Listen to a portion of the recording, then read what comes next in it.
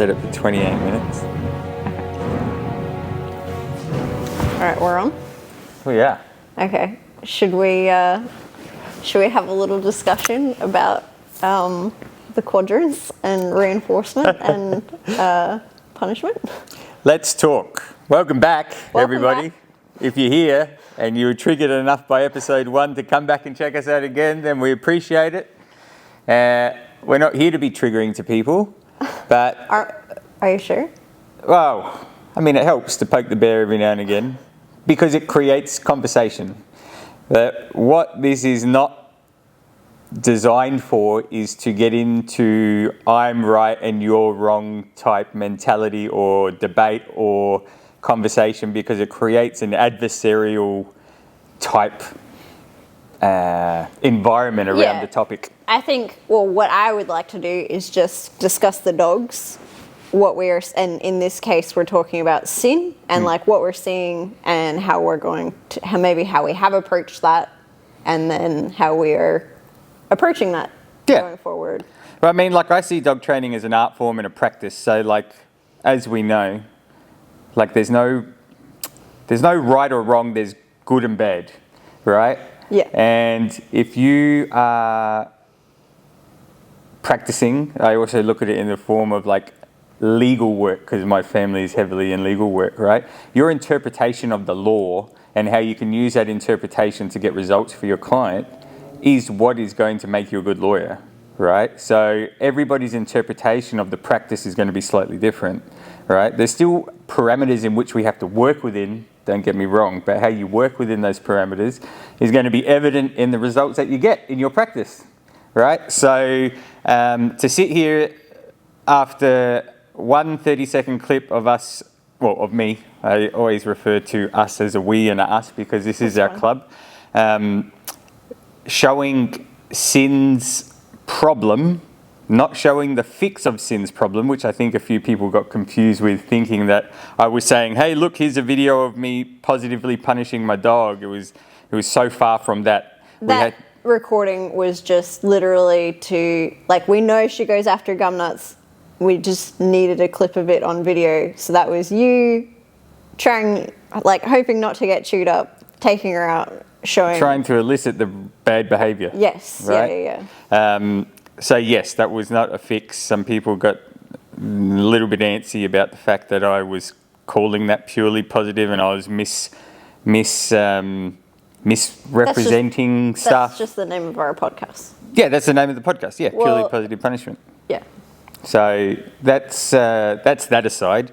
But yeah, from our conversation about purely positive punishment, when I said that I believe that positive punishment and negative reinforcement play in the same spectrum, seemed to have ruffled a few feathers. Well, yeah, I got a few messages about that. And yeah, like, always reminding, not that it's, we can always like keep talking this in circles, and I don't mind doing it. I think it's fun. I think like, you don't need to focus on all of that stuff to train the dog. You can just... No, not at all. Not at all. Yeah. I mean, like, again, it was like sharing with everyone the thought process in my mind about how we came up with the name of the podcast. It was more of a play on anything, because like purely positive training is like the very loud narrative saying that punishment has no place in training.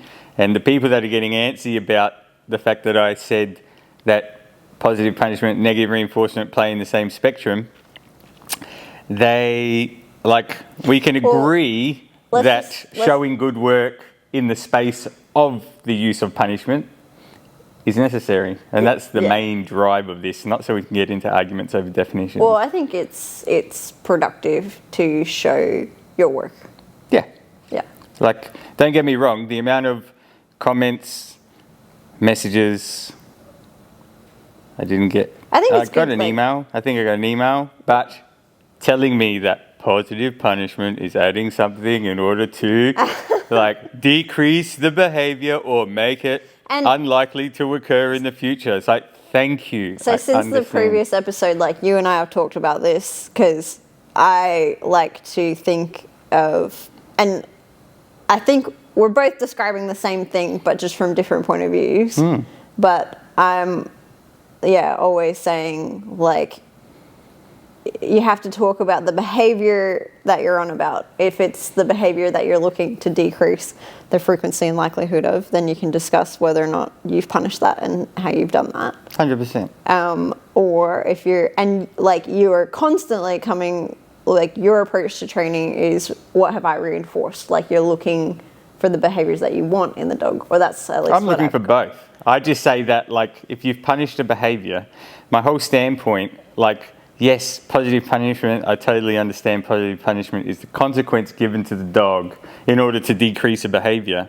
But once that behavior stops, then what's happening in the dog? The dog just doesn't say, well, I now do nothing, right? On the other side of positive punishment, there is reinforcement of other behaviors. Yes, right? You're saying, like, on the, but, like, whatever behavior is happening, you've punished that behavior.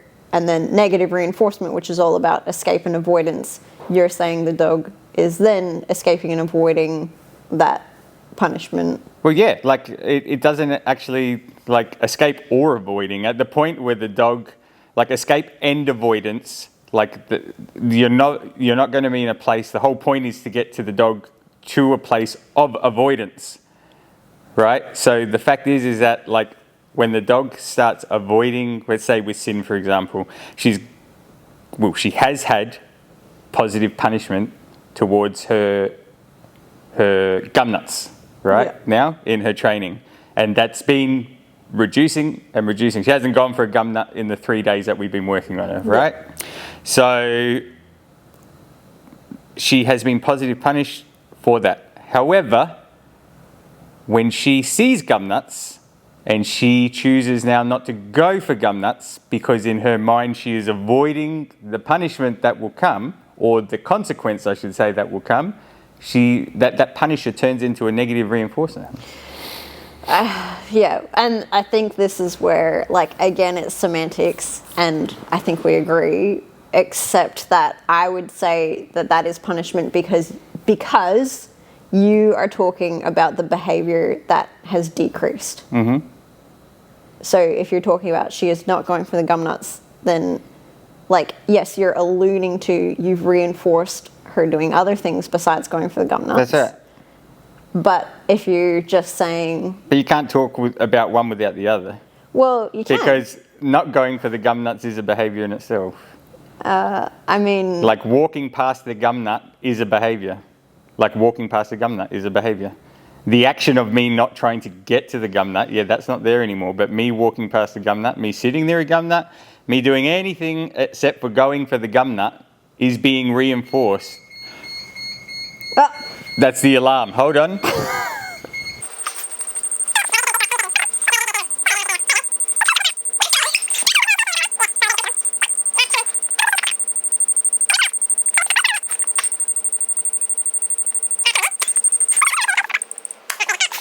And we're back. I'll fast forward it so then people know that we're not, like, chopping shit out and stuff, all right? We'll put it on double speed. Okay.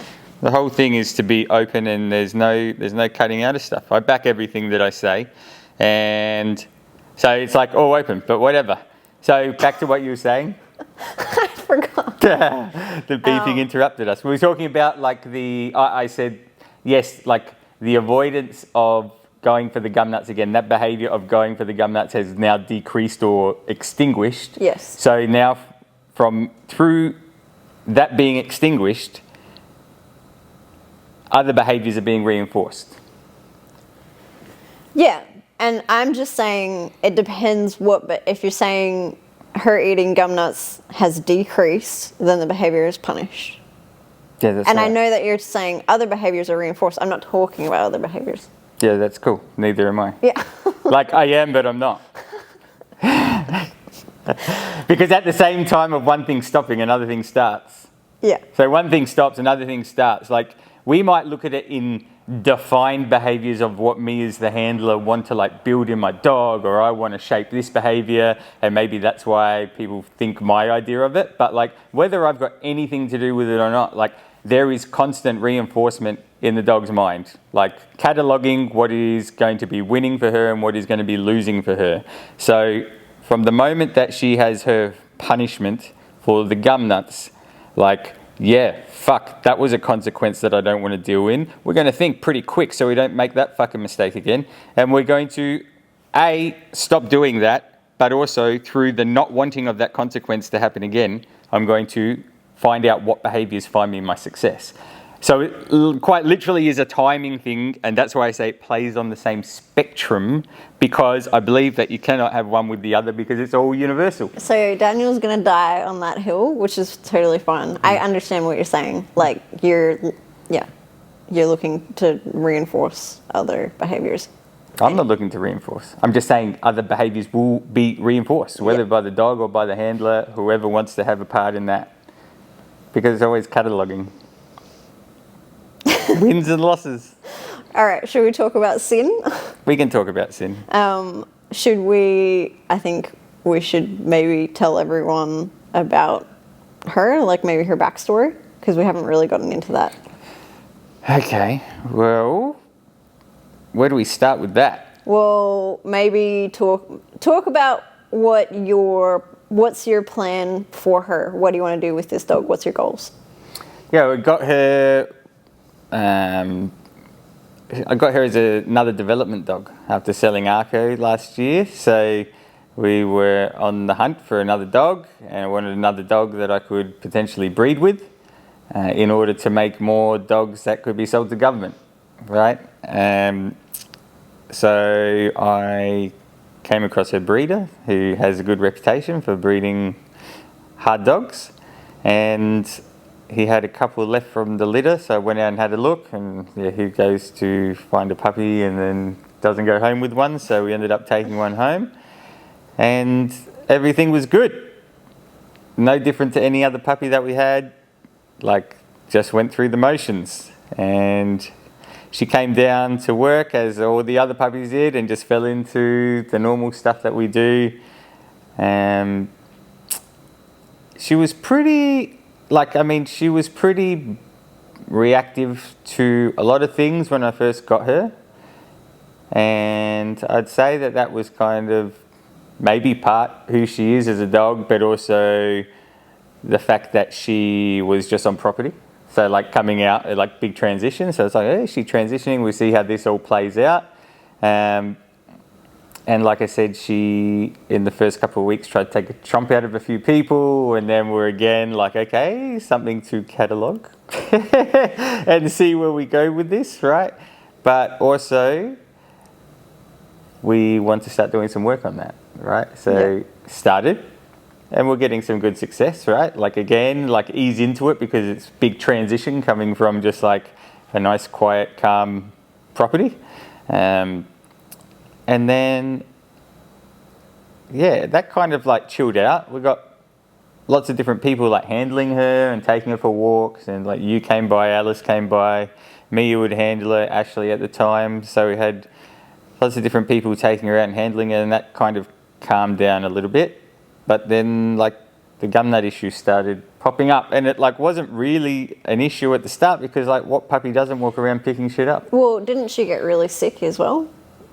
Remember you took her to the vet, she didn't eat for a whole day. I thought that's because she ate so many Gumnuts or something. No, that was because I gave her a prawn over Christmas. No, it was either a prawn. Yeah, I think it was a prawn. Okay. Prawn or maybe some pork. Yeah, I remember she didn't eat for like at least a day. I thought it was maybe 2. Yeah, she was pretty fucked. Yeah. She got like a pretty bad upset tummy. Yeah. Yeah.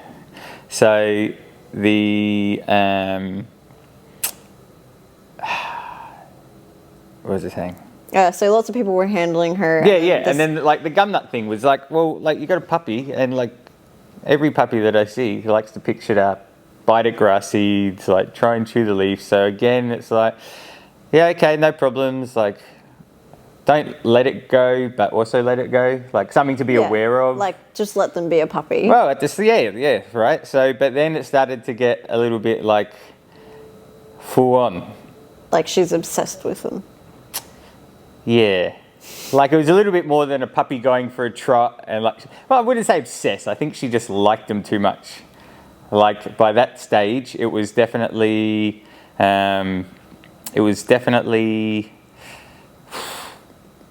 like, yeah, an overexcitement over the Gumnuts, and you started to see a little bit of like hectic behaviour come around the Gumnuts. Not, like I said, a puppy trotting along and picking this up and having a chew, but still kind of soft. It was like trotting along, oh, I love Gumnuts, bang, and like nail a Gumnut, and then we'd trot along, and then it got to a point where it was like, sometimes she would like go for a couple of Gumnuts and then hit the end of the line and have a little air snap to the side. So it was like starting to progress a little bit worse. So at that point, he's like, well, how much pressure can I really put on a puppy to stop this? She would have been like 3 months. Like, what am I going to do? Fucking cane this puppy over Gumnuts. So it was like it got to a point where I was like, stopping her from getting the Gumnuts, or having times where it would be like I would oppose her, so I'd be giving some pressure through the line, but I also didn't want to crush and crank this puppy, which kind of in hindsight maybe would have been better if I'd just gone higher then and nip it in the butt. Yeah. But then what can you do? You can't go backwards, right? So obviously, puppy, you want to do as less pressure as possible. So we got into the point of like, no, don't do that, right? Chill out, right? And then she would comply. She's like, I fucking do what I fucking want. Well, like to an extent, but it would be like comply for a bit and then like sneak one in later. Yeah. So then it's like in your head, well, puppy, like, oh, but she made a good effort, and like now we'll leave her, and she gets one after a while. And we just kind of were going in this tit for tat thing for a little while, but it looked like it was under control. That even between us, a few conversations, oh, it's a puppy thing, like we'll see over time, like maybe we'll just go away. Yeah. And then it was like 4 months, maybe, a month later of like, we've been, I would say, interrupting her getting the Gumnuts. Yeah. That one day I interrupted her getting the Gumnuts, and she turned around and was like, fuck, you don't interrupt me for getting my Gumnuts, man. Yeah. And she was 4 to 4.5 months of age then. And she turned around and pretty much tried to, like, well, I would say she tried to attack me. She was too small to attack me, but her intent was there to, like, go me. Yeah. And me and Mia were walking. I was like, what the fuck? I tried to get her under control, and I got pictures. I said that I'd put it up, but I still got to put it up. Pictures of all the bruising from all the raking and scraping from her teeth. And it took like a good couple of minutes to get her under, like, just in that sit and like stop trying to get for my arm, and then like the whole way back to the facility again, it was like coming up at me, trying to get Gumnuts, and it was just became like this little, I don't know, this little personal thing, like fuck you, I'm going to do it, but fuck you for trying to stop me, you know? So was that the only thing that she's come up the line at you over, or have there been other times? That's it. Yeah. Gumnuts. Yeah. And then, Gumnuts. There's been like a little couple of incidents where we've been walking, again as a pup. She'd get wound up over some things and have some air snaps, right? But they faded, and she never came to me, just like turn of the head and air snap. But that was the first time that she came full on over me. And then from that point, it was like, okay, now she's actually... by that time, she'd probably tried to chomp a few people, chomp someone over a ball, and I don't think the other situation had happened yet with Kerry, where she chomped her over making a sudden move behind her when we did that. But again, that was like, now that I look at it all in different light, I can see where that came from with where the dog was at that point. Yeah. So... I think I just got lost in my head. No, that's okay. We were just talking about... Oh, so 4.5 months. Like, so when she did that, like, now I'm like, holy shit. Like, I got this dog that's just come and gone me over these Gumnuts. And she's bitten a few people, or tried to bite some people also. Like, we've got to be careful with how we do things with this dog now. So that we can obviously get on top of those behaviours and the problems, but... also that we're not running into more failures. And therefore she was managed a little bit more, and then with business like starting to go off its rocket, like time was poor, so it was like, oh, got to get the dog out, got to do stuff with the dog. So still doing stuff with the dog. And then it turns out over this time of being busy with work and doing stuff with the dog, not really the stuff that's productive to us fixing the actual problems, because like that's fucking hard. Now I've got to go out with my dog where I feel like I'm almost in a DV relationship with. And that's not to like downplay that. No. Like literally walking on eggshells where like, is she going to fucking come at me again? Because the same thing would happen with the Gumnuts every time I took her out. Even if I'd take food and would try like, don't do that and you win a prize, and don't do that and you win a prize. It's like, we got into this management thing, but it wasn't fixing anything. No. She's like, oh, sweet. Yeah, well, now I'm full and I'm going to go back to the Gumnuts. Cheers, right? Yeah. So it was a little bit of management land. So we were doing things, but we weren't doing things productively. And then like the more that we would go out and we'd have some wins, and then it would pop up again, and it's like, oh, deflation. Like even though we're having some wins or what look like wins, that one failure would come up and it would like sink our relationship lower, because it's like, I really can't trust you. Yeah. Like in this moment, like, and that's just killed the trust, built frustration, because we're just managing our relationship right now between us as handler and dog. And I didn't feel safe. And now I see from the past few days of work, like a different dog completely, that I'm like, yeah, I could have this dog around my family. But like not even my family was allowed to handle her. Yeah. Right. She was complete management. I would have to do everything with her. Hey, kids inside, moving dogs around, got to get seated in the car, like all this. Yeah. So you can see how it would like raise to her frustration as a being too. Yes. Right. She's isolated. Yeah. Well, isolated. Or even like you stopped letting us handle her as well. Yeah, that's right. Yeah, because I wasn't willing to let anyone else have to deal with that. Be at risk. Yeah. And then as a handler, like being in that psychologically. And if you've dealt with lots of dogs, I'm sure, I would hope that people can resonate with what I'm saying. If you've had a serious experience with dogs or a shitty experience with dogs, like I would say it's almost like I got writer's block. Like I just got trapped in my own head of what am I going to do with this dog? How am I going to get out? Not because I don't have an understanding of how to train the dog, but how do I train the dog out of this situation with the responses that are coming from putting pressure on the dog. Well, admittedly, like, she's a lot of dog as well. Oh, she's a lot of dog. Yeah, like, fuck yeah. Like, I mean... Other dogs were, like... And I think you tried lots of good strategies. Maybe we should talk about that. Like, how did you try and address the Gumnuts next? That probably would have worked for most other dogs that have been through here. Yep. And... I think that's why it was so frustrating as well, as you felt like you were making progress, and then it was really clear that. Yeah, it's like, remember that shit we've been doing the last 3 weeks? Yeah, that didn't do anything. I was just pretending. Yeah. Like, so in terms of what we had done, like we'd done lots of work in here. I went and collected Gumnuts, brought them into the facility. Like if we can... Trained around them. Yeah, we had a little snaplock bag that, you know, had Mia wrote Sin's Gumnuts on there, right? So it's... we tried like, let's take all the external factors of the environment, let's bring her in here. If we can work her through them in here, then we can go out there and all this fucking shit. And then we went back out there, and like I said, it got to a point where it was like, yeah, hey, you're not looking at the Gumnuts, right? She's like, yeah, I'm not looking at the Gumnuts. Oh, good girl, have a prize. Yeah. Right? And then we could get for a decent walk around here, but then sometimes it would be like, boom! And nail one, and then as soon as she nails one, I'm like, ugh! Like I'm already tensing up. Like, is she coming for me next? Right? Or would get past, and it'd be like, fucking Sin, just relax, sit down. We all good? All right, let's move on. Right? So, do you think that made her more annoyed? Like, stop. The whole pussy, situation like, was it was a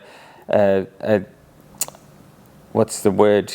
Where it's just perpetuating, like continually just going down in the efforts to go up. Yeah. Right? So it felt like a sinking ship, and that's why when the time, even with these little techniques that we were doing, I was like, you know what? We just got to go. Like, and I was part right with that, right? Because that's even the instruction that I got with this guy that I'm consulting with, which we'll talk about in an upcoming episode. Keep listening. Is like, we just got to go, right? We've got to get her out. We just got to go. So try doing that. Just keep walking. Just keep moving. Well, kind of to some extent with other stuff involved. Yeah. And we're doing good until it fucking wasn't. You know, and then so like it's not the fact that I don't understand that pressure is needed or punishment is needed or whatever you want to fucking call it is needed to stop the behaviour. The whole reason that I'm consulting with this guy is because I want to speak to someone who's dealt with this, not gumnut behaviour, handler aggression, frustration in the dog, like with serious dogs, not Johnny pet dog trainer who thinks that they understand operant conditioning. I wasn't going there to ask him for his definitions on operant conditioning. And our consultation, we didn't actually mention anything to do with operant conditioning. We were just talking about dogs. This guy's a dog man. He's not a dog trainer, right? So there's a difference. Don't rely on the textbooks. He's been 20 years with dogs. Well, you don't... It's so important to just look at the dogs people are training. And you've looked at, you know, lots of videos of his dogs now and what they can do and what he's capable of, and dogs with problems as well that he's fixed. And that's just so important. It's one thing to talk about it. It's another thing to go out there and actually do with it. success. Yes, with like success to the highest level of success and to the highest standard of success. Excuse me. Yeah. Right. So the thing is that I looked at several trainers, and I'm going to mention their names in terms of they're on an international level that get flown around for seminars, that, you know, watching videos of theirs to do with handler aggression, like all this sort of stuff online. Yes, again, just what's on YouTube, but YouTube is the hook to get people into the pay. So it's what is put out there. And now what I even see in some of those videos is just like, mate, that ain't much better than what I was doing anyway. And some with Dutch Shepherds, right, because they're kind of not uncommon for these dogs to be psycho in that way. And again, it's like, don't do that. Oh, but I've got a treat, so don't eat me at the same time. And it's like, yeah, but you're just now going to be caught in that. Yes. Right? That was something that stuck out. Hold on. Now we've got to stop and start real quick because we got a camera that cuts off at half an hour. Oh. Woohoo! Okay, we're back. Better set another half an hour because we're on a roll. I was going to say is that's something that stuck out to me with we did Hans's knee popo seminar, and I was pretty happy with myself because I got my dog out and he did really well. And Hans had, you know, lots of compliments for our work, and then he's like, "What's your plan if this doesn't work?" And I was like, well, I'm just going to see if it does work. Like, I didn't have a plan for if it doesn't work. Yeah. And yeah, that was one of my big takeaways from that seminar was he's like, oh, you know, you're a really, really good positive only trainer. Like, because everything that I showed him, we had trained with positive reinforcement and it looked really good. And then I could see straight away the holes for, I had no plan. If it goes wrong, if my dog doesn't understand, if my dog blows me off, like, and I could see that his training had built all these like catch nets in place for if the dog does this, if the dog, like, it's just like this net of always moving forward to his goals, and the dog doesn't catch him out because, like, so. And that really impressed me that I was like, whoa, I've got a whole other level, like, to reach and to find that. And I think... you've done very well. Thank you. Yeah, but still a long way to go. Yeah, but you've grown heaps in the last 12 months. Like, it's probably been 12 months? I always look back. I don't know if you feel like this as well. About you or about me? No, well, about myself. I think, like, like, even 6 months ago, I'm a so much better trainer now than I was 6 months ago. And I know I was saying that to myself 6 months ago as well. Oh, like, yeah. I always... Do you think that too? Man, I thought that I was a good trainer until I didn't know what to do with sin. But then, like, you look at Sin's situation, and like that's a pretty high caliber situation to deal with. So it's not like fucking, oh, please stop jumping on the guests. Like, you know. So it's until you don't know how to do something that it makes you realize how much you don't know. Yeah. And then you go searching for the information to help you. And then when you find that information, it's either going to be a little 1% of missing piece that you don't have, right? Or it's going to reinforce what you already know, or that's the only two options. Really?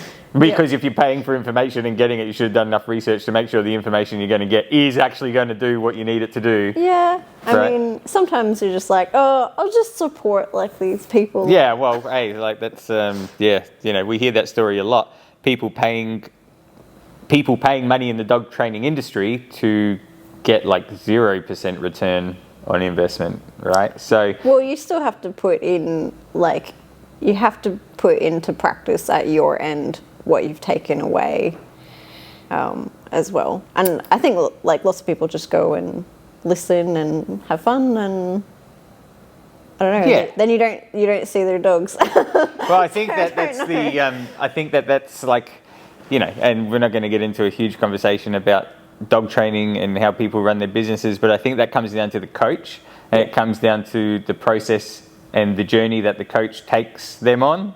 And like, it's no different to building behavior in dogs. You want to build behavior in people, right? So the best clients that we get here is people that come, they're like, oh, I walk my dog twice a day and I do this. I'm like, sweet, you already do stuff with your dog. We just got to get you to get better at doing that, right? And then how we do that is we slowly integrate them into doing little bits rather than like, yeah, come 4 nights a week, right? Like we stop them from doing much.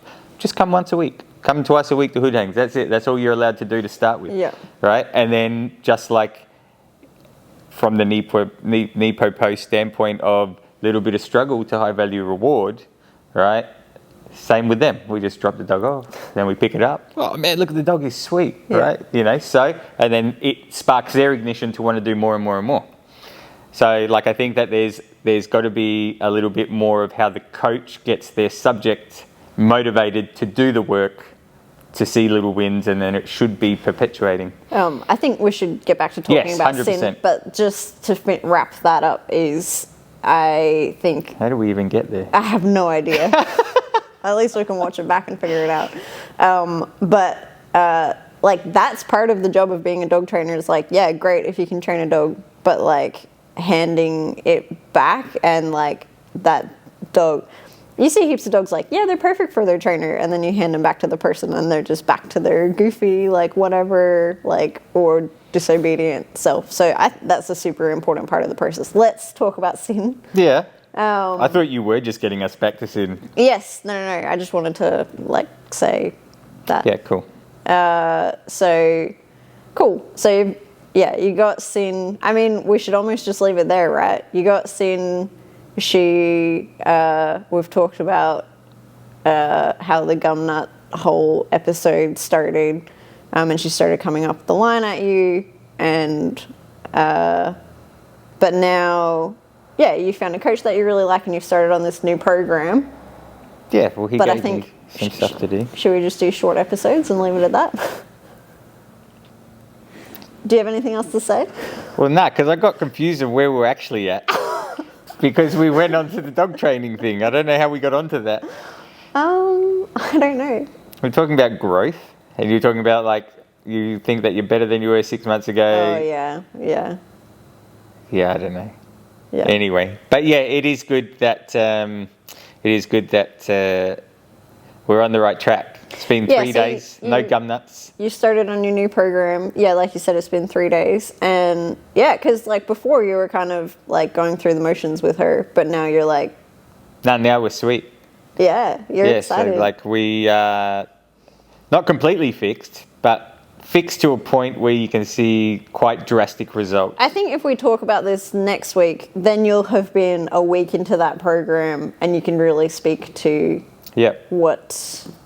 what you've done, and yeah, the check. Well, I mean, 3 days is kind of soon. Like we thought we saw improvement in 3 days with like other stuff that you've done. So let's just give it a week and Yeah, that's right. We'll give it a week. it's suck to be like, yeah, she's sweet now. Nah, we'll give it a week. Let's but give it a like week. I have, from speaking just for an hour consult with the right person, my mental lock is gone. That's the most important thing.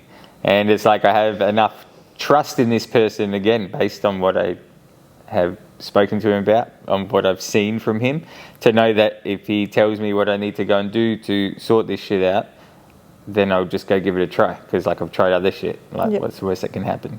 And it's been nothing but improvement. The dog and me have started, Sin and me have like rekindled our flame, which is cool. And like I can just tell, like I was excited to bring her to work today. Usually I'm like, oh fuck, like I got to take her because I got to do stuff with her, but then we got to lock down the quadrants, and not the operant quadrants, but a quadrant around the facility. Yeah, a Gumnuts safe zone. Yeah, right. So it's just always that pressure. So it's today I was like, man, I can't wait to take her for a walk, and I can't wait to go down to the park because like I'm not at all worried about her chewing me up anymore. Yep. Which is the best thing. Which means that great. by a week's time, if we continue on the progress that we've had in 3 days, by next week, like we should really be rocking it like off leash free time, I reckon. And she's on the long line at the moment.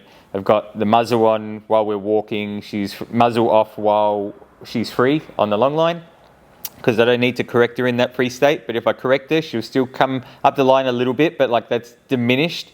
And the times that I need to correct her for things on the walk, which we'll get into the specifics next time, is like dwindling. So we'll get to a point where she won't need correction anymore, and therefore she won't feel the need to come up the line. But at the same time, our relationship will repair to a point where she doesn't feel the need to come up the line because we're having a fulfilling, committed, loving relationship together. That's nice. With my little devil dog.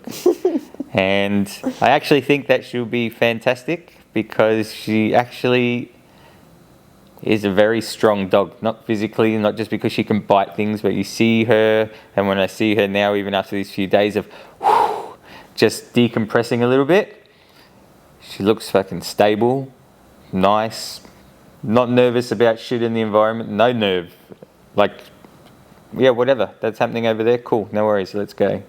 All right, so nothing catches her attention. So I'm excited to see what the future holds. Our relationship has not yet quite come out of conflict zone, but it will. And we were very much deep into conflict. And again, to clarify for the people, there's a couple of comments that came back to me about the fact that I was considering putting Sin down. Like I wasn't at the vet's office. It's like the thoughts just like, that's what starts popping into your head. Like we what are your options from here? Yeah, so far deflated in this relationship. It just shows the psychological deflation in the relationship. Like having that feeling and thought process is there is no fix to this, right? There is no way out of this. It very much is. Yes. So there's no euthanasia for Sin. Don't you worry about that. I'm excited to handle her again. I hope that is. Yeah, soon. I was almost considering bringing her here tonight so that you could have a play with her. But next time. Next time. That would be good. Next time we'll work dogs and then we can talk about training dogs. That would be good. I would like that. Cool. Should we leave it there? That's it. Thanks. Thanks, guys. Have a good night. Thanks for listening.